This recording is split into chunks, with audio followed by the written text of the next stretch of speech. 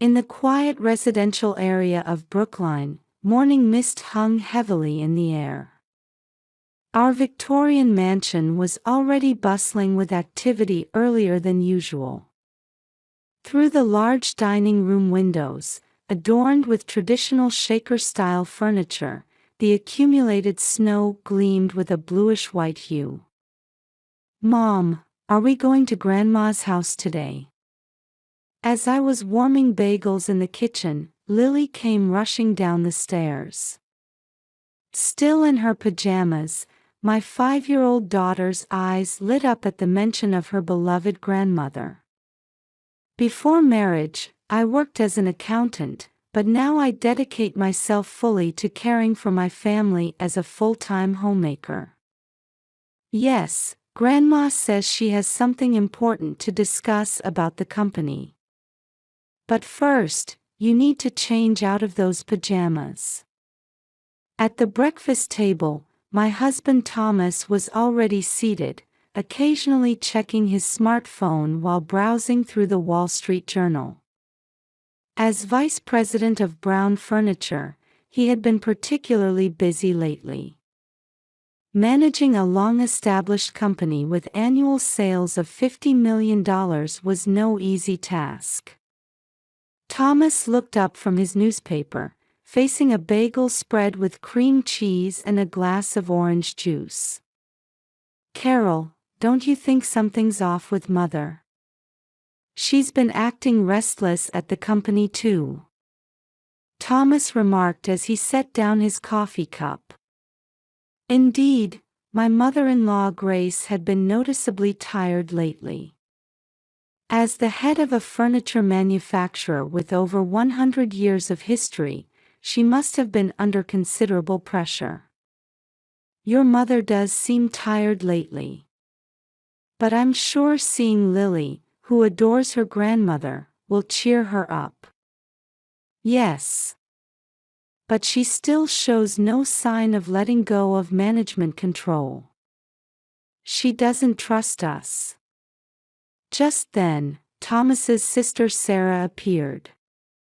As the company's financial director, she always presented herself impeccably.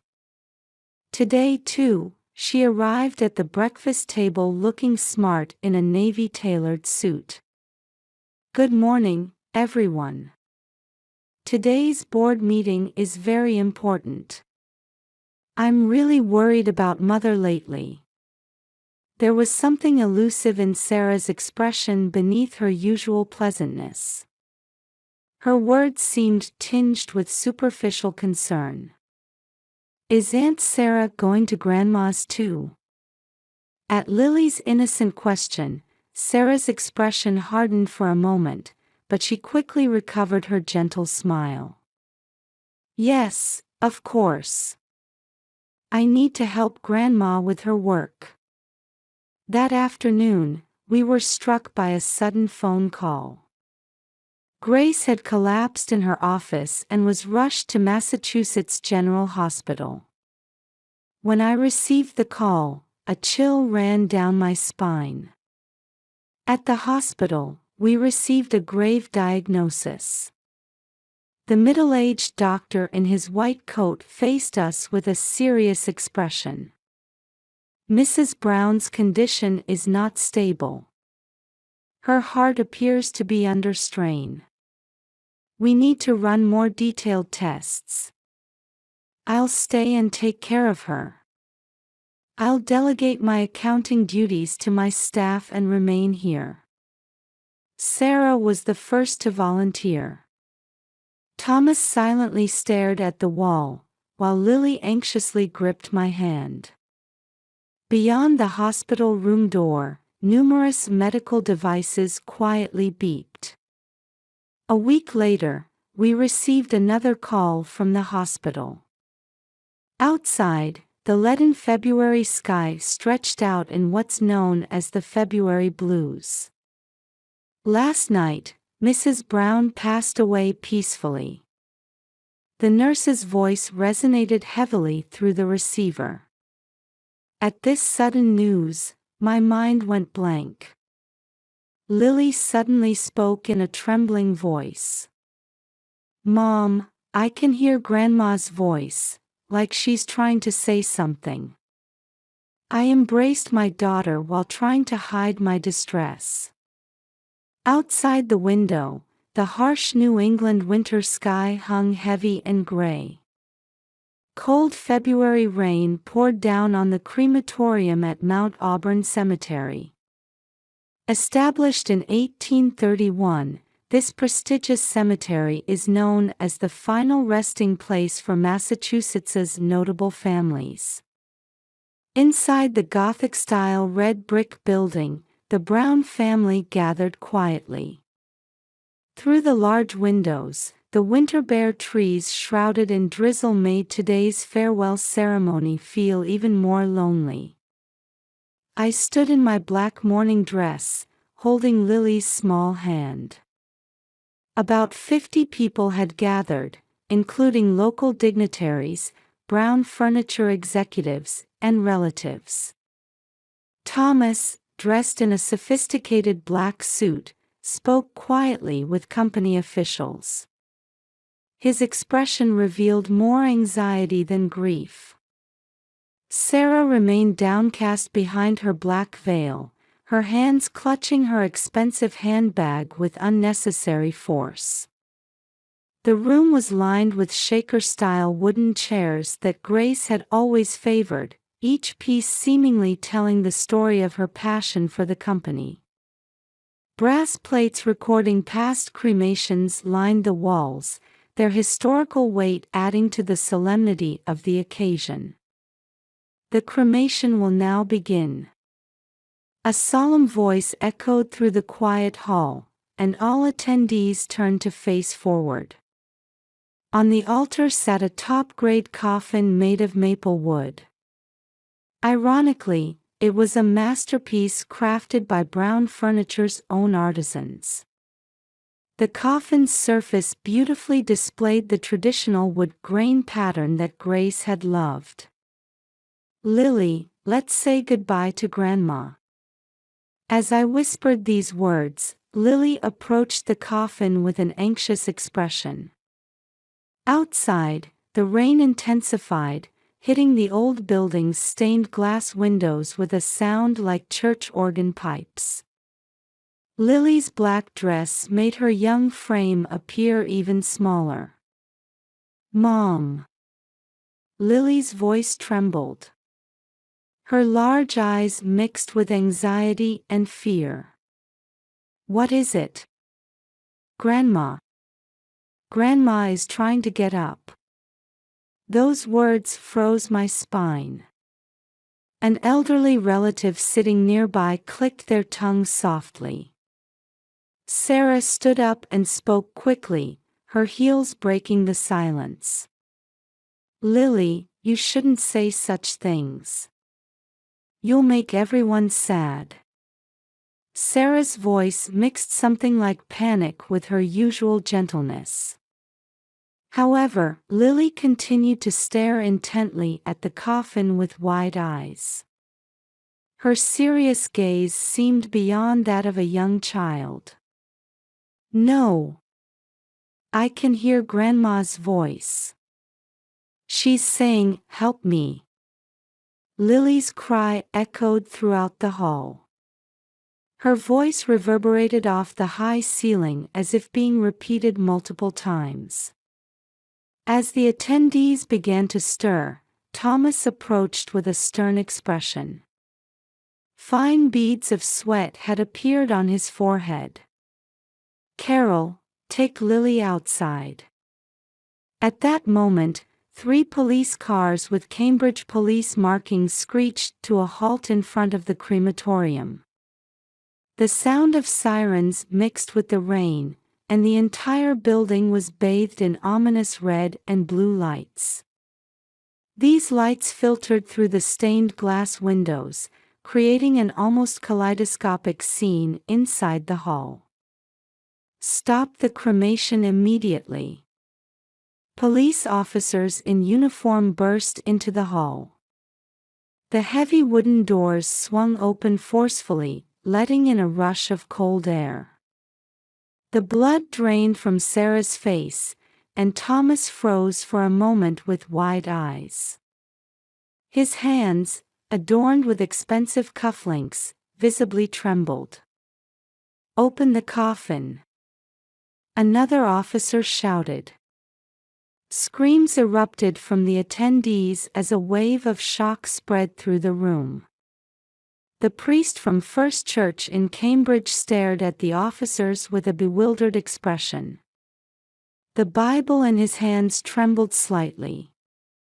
"By what authority? We have proper." Cutting off Thomas's protests, a man stepped forward displaying his detective badge. His serious gaze spoke to the gravity of the situation. "The warrant is right here. This is an investigation order based on an internal whistleblower from Massachusetts General Hospital." At those words, Sarah let out a small cry. Her expensive pearl necklace quivered against her trembling neck. As officers approached the coffin and slowly began to open the lid, a heavy silence dominated the hall, and someone could be heard gasping. Grace's body lay peacefully wrapped in luxurious white cloth. Her serene expression made her appear as if in deep sleep. And then, "Check for a pulse." Paramedics rushed forward and quickly began their examination. The moment their hands touched her neck, they exclaimed with wide eyes. Their professional demeanor instantly changed to one of shock. "There's a pulse." The room froze. Outside, the rain intensified, and the sound of it hitting the stained glass windows echoed like thunder. Someone dropped a Bible, the sound resonating unusually loud. "Get an ambulance immediately. Bring oxygen masks and emergency kits." Amidst the chaos, the paramedics began their swift response. Grace's body was transferred to a stretcher and rushed to the ambulance. As the white cloth slipped slightly, an expensive watch on her wrist caught a faint glimmer of light. I stood still, holding Lily tightly, watching in shock. I could see Thomas and Sarah's figures trembling slightly in the corner of the room, surrounded by police officers. Their expressions no longer held any pretense of composure. "Mom, Grandma's alive, isn't she?" At Lily's question, I nodded while holding back tears. I could feel her small body slowly relaxing with a sigh of relief. The fate of the Brown family, proud of its 100-year history, was about to take a dramatic turn. In the intensive care unit of Massachusetts General Hospital, a heavy atmosphere filled the disinfectant-scented hallway. Outside the window, the evening sky began to turn purple. As we waited for visiting hours, the chief physician opened his mouth gravely. We detected a large amount of sleeping medication, zolpidem. 5 times the normal dosage. At these words, the waiting room fell deadly silent. Lily had fallen asleep on my lap. Her soft breathing sounded strangely loud in the tense atmosphere.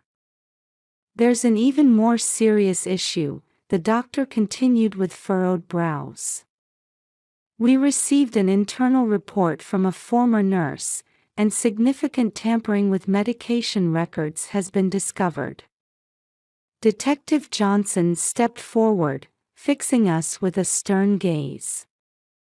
"Miss Sarah Brown, you apparently spent an unusually long time in your mother's room on the day of the incident." Sarah's face turned pale. Her fingers, with their expensive manicure, trembled slightly. "That was, to take care of Mother." According to nursing records, you entered the room twice during 4 change times. However, there were no scheduled 4 changes during those times. Beyond the hospital room, medical equipment continued its regular beeping. Grace had not yet regained consciousness.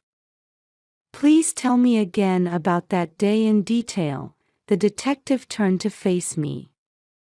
I traced my memories. That day, there had certainly been something off. The unnatural glances exchanged between Thomas and Sarah, the small sounds from the hospital room, and above all, Lily's worried expression.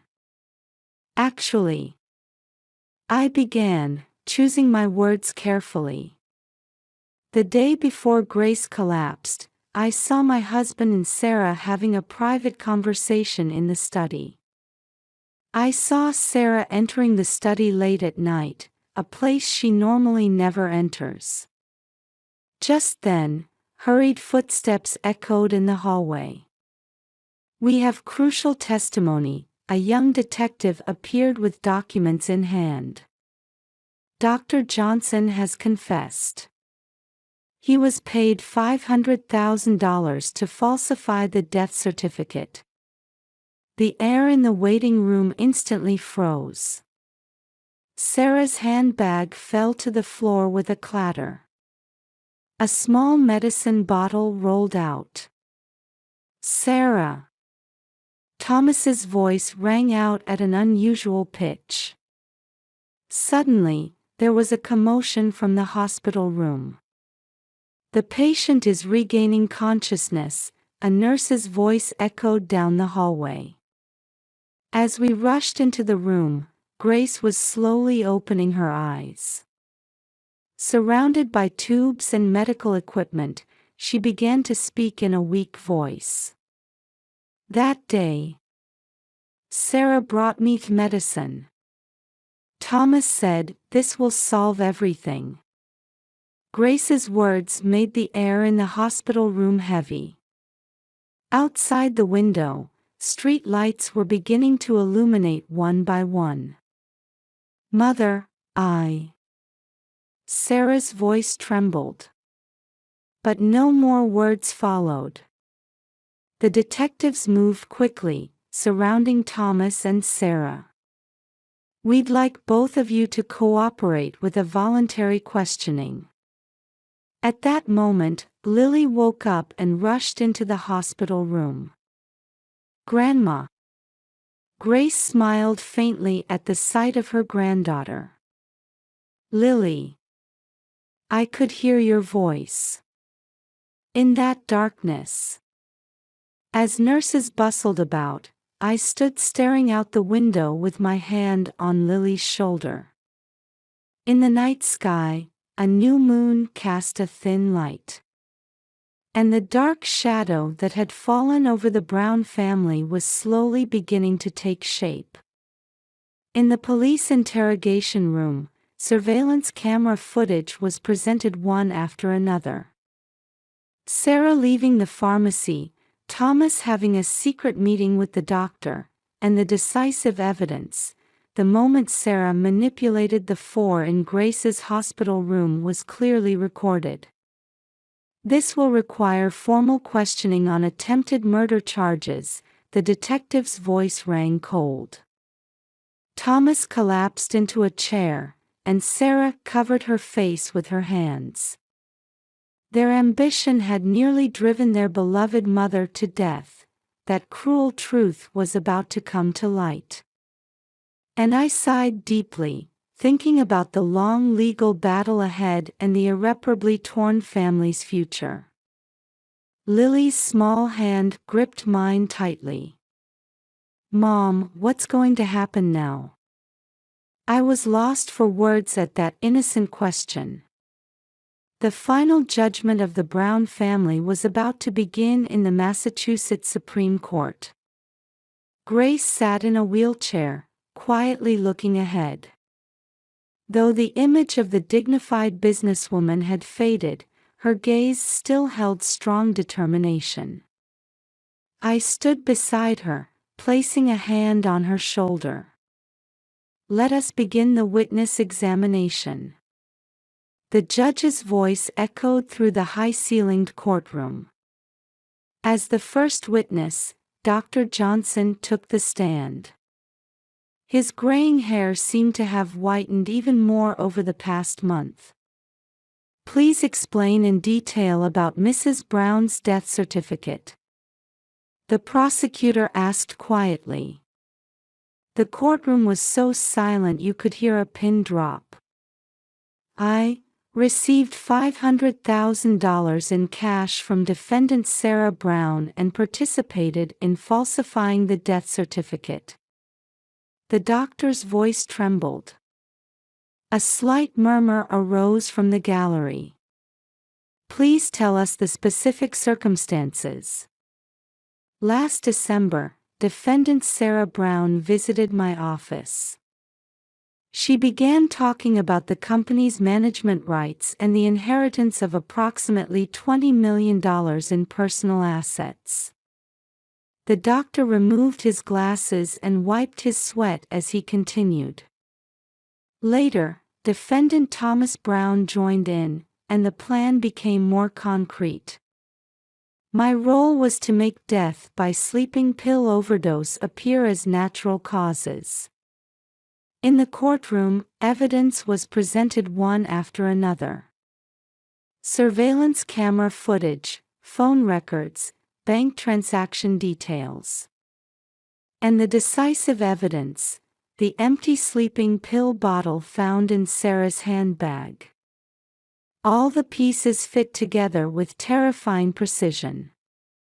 Defendant Sarah Brown, the judge called out in an authoritative voice. Take the stand. Sarah, who had lost her former beauty, stood up unsteadily. Even her luxury brand suit could no longer hide the devastation in her heart. I'll tell everything. Sarah's voice was thin and trembling. My brother and I, dissatisfied with the company's management policy, began planning around last summer.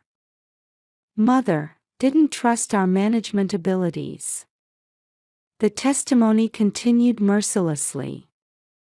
Plans hatched during sleepless nights, betrayed family trust, and conscience that remained silent until the final moment.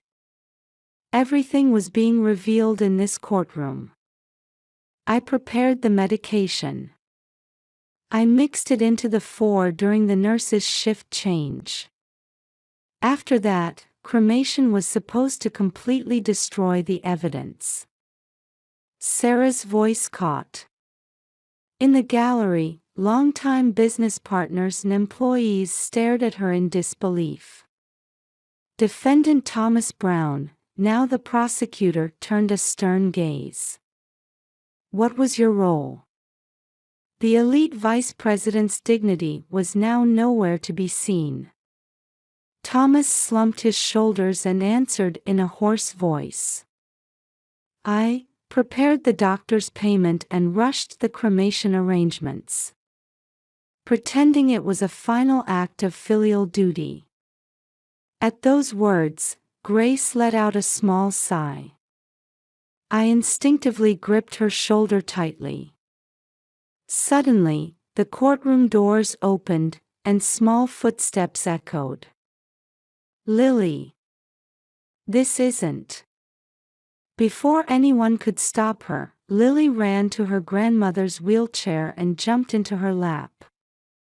Grandma, were you scared? Could you hear my voice back then? The courtroom froze for a moment. Even the judge was at a loss for words at this unexpected event. Grace, gently embracing her granddaughter, slowly began to speak. Yes, I could hear you. In the darkness, your voice alone kept me connected to the world of the living. At those words, sobs could be heard from the gallery. Even the prosecutor lowered his eyes for a moment. Thomas, Sarah, Grace spoke quietly. I wanted to entrust the company's future to you. But before that, I wanted you to learn something more important. Honesty, compassion, and above all, love for family. The siblings in the defendant's box wept with their heads bowed deeply. Outside the window, the first spring rain had begun to fall quietly. The sentence was as per the prosecution's request, 15 years in prison. Through a plea bargain, Dr. Johnson received a suspended sentence. As we left the courthouse, reporters surrounded us. Amidst the camera flashes, Grace quietly moved forward in her wheelchair. Lily held her grandmother's hand with an innocent smile like that of an angel. Carol, Grace called to me before getting into the car. I want you to help with the company. Using your experience as a former accountant. I nodded deeply at those words. The spring rain continued to fall gently, as if washing everything away. On the way home, Lily asked curiously, Mom, why did Uncle and Aunt Sarah do such a thing? I answered carefully, choosing my words. Sometimes, adults lose sight of what's important. But pure hearts like yours guide us back to the right path. 1 year later, Massachusetts spring had brought pale pink blossoms to the cherry trees. From the window of Brown Furniture's new headquarters, I gazed at the spire of First Church in Cambridge. Carol, could you review the first-year financial statements? Turning at Grace's voice, I found her at her desk with the same dignified presence as ever.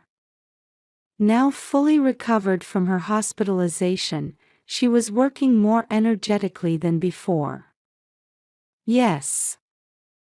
The new Shaker style collection is performing better than expected. I'm utilizing my accounting experience as CFO, helping to rebuild the company. We're beginning to walk a new path, balancing tradition with innovation. Mom, look. 6-year-old Lily was sitting in a new children's rocking chair. It was a special piece made by the craftsman, a masterpiece that inherited Grace's cherished traditional design while adding contemporary elements. What a lovely chair, I smiled, and Lily nodded proudly. Grandma says this is a memory chair. It has the same design as the chair I used to sit in when I was little. A gentle light dwelled in Grace's eyes. Since the incident, her bond with Lily had grown even stronger. It's almost visiting time. At Grace's words, we began to prepare. It's about a 30-minute drive to Suffolk County Correctional Facility. Daffodils peeked out along the roadside, drawn by the spring weather. In the prison visiting room, Thomas and Sarah, dressed in orange prison uniforms, were waiting for us. A year of incarceration seemed to have changed not only their appearance but also their inner selves. Mother. Carol. Lily. Thomas's voice no longer held its former arrogance. Instead, it was tinged with deep remorse. How is the company? Sarah asked timidly. It's doing well, Grace answered calmly. But that's not all I wanted to tell you. She slowly opened her bag and took out a photograph. It was an old picture taken in their great-grandfather's time, the founder's era. The young Brown family members smiled in front of their furniture workshop. Our family has walked alongside furniture. But there was something even more important that I failed to convey properly. Grace's voice echoed quietly. Furniture warmly embraces people's hearts. But that warmth can only come from the maker's love. Thomas, Sarah, I bear great responsibility for not teaching you that. A heavy silence fell over the visiting room. Large tears fell from Sarah's eyes. Mother. I'm so sorry. Don't cry, Uncle, Lily spoke up. I always liked the chairs you made. Let's make them together again someday. At those innocent words, Thomas choked up. As the bell signaling the end of visiting hours rang, we said our goodbyes with promises to meet again.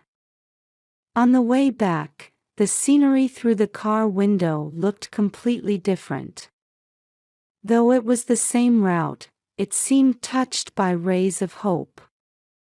Hey, Mom, Lily called from the back seat. Uncle and Aunt Sarah have changed, haven't they? Yes, I answered with a smile. People can be reborn when they acknowledge their mistakes and truly repent. Grace nodded silently while gazing into the distance. The scene reflected in her eyes must surely be the story of our family's new beginning. We stopped the car under the cherry trees at Mount Auburn Cemetery. The events that occurred here a year ago now felt like distant memories. Let's take a photo here, Grace suggested. We smiled for the picture under the fully bloomed cherry trees. Cherry blossoms danced in the wind. Each petal seemed to be creating our new memories. When we returned to the mansion in Brookline, we could hear the bells announcing evening time. In the reception room, an old rocking chair from great-grandfather's time stood bathed in the sunset. Lily gently sat in the chair and closed her eyes. Hey, Mom. I can hear lots of voices from this chair. They all sound happy. I gently stroked my daughter's head while exchanging glances with Grace. Outside the window, birds announcing the new season filled the air with their songs. This is the beginning of our new story. The first step in the warm record of a family walking forward with forgiveness, having overcome their mistakes. On the reception room shelf sat the last chair Thomas and Sarah had made, quietly. On its backrest was a small engraving. For our family, with love. The setting sun cast a gentle light on those words.